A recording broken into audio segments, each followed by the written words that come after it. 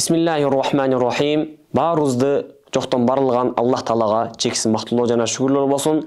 Жана сүйүктүү пайгамбарыбыз Мухаммад саллаллаху алейхи ва салламга салам жана салаваттар болсун. Урматтуу мусулман бир туугандар, урматтуу Куран медиа каналы көрүүчүлөр.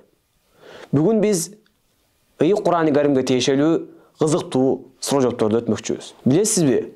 Кур'ан-ы Каримде кайсы пайгамбардын аты эң көп кайталанып келген? Баарыбыздын пайгамбарыбыз Мухаммад пайгамбардын атыбы же Ибрахим пайгамбарбы? Кайсы пайгамбар деп ойлойсуз? Албетте бул Кур'ан-ы Каримде эң көп аты кайталанган пайгамбар бул Муса алейхиссалам. Кур'анда анын аты 136 жолу келген. Кур'ан-ы Карим туурасындагы экинчи сурообуз бул апаларга тиешелүү. Кур'ан-ы Каримде Аллах Таалам көптөгөн эркектерди аттары менен атаган. Жана алардын ичинде пайгамбарлар да бар. Мисалы Муса алейхиссалам аты менен айткан, Мухаммад пайгамбардын аты келген. Кур'ан-ы Каримде 25 пайгамбардын аты келген. Жана пайгамбарлардан сырткары дагы бир канча кишилердин аттары дагы Кур'ан-ы Каримде эскерилген. Бирок аялдардын ичинен Аллах Таалам Кур'ан-ы Каримде бир гана аялды аты менен эскерген. Ал эми башка жерлерде аялдардын атын айтпастан мындай деп эскерген. Мисалы Аллах Таалам Тахрим сүрөсүндө мындай деп айткан. Аузу биллахи минеш шайтанир раджим.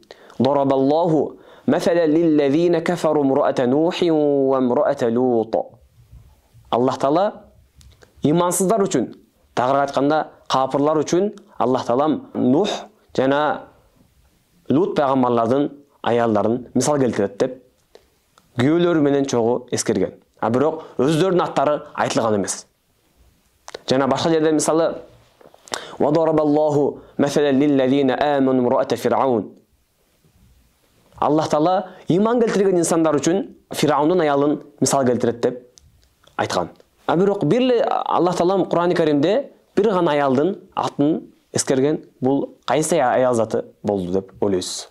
Албетте бул баарыбызга маалым болгондой Иса пайгамбардын энеси Азирети Мариям алейхиссалам. Аллах Таалам Кур'ан-ы Каримде бир канча жерлерде Мариям алейхиссаламдын өз аты менен эскерген. Мисалы Аллах Таалам Мариям сүрөсүндө мындай деп айткан. Вазкур фил китаби Марьям.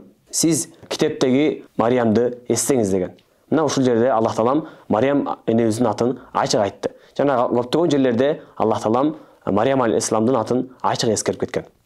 Ал эми үчүнчү сурообуз баарыбызга маалым болгондой Кур'ан-ы Карим 30 парага 30 бөлүмгө бөлүнгөн. Мына ошол бөлүмдөрдүн ичинен кайсы бөлүмдө, кайсы парада эң көп сүрө камтылган?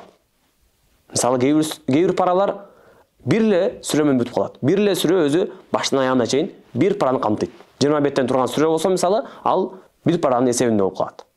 Бирок Кур'ан-ы Каримде ушундай бир пара бар, ушундай бир бөлүм бар. Ал бөлүмдө көптөгөн сүрөлөр эскерилген, көптөгөн сүрөлөр камтылган.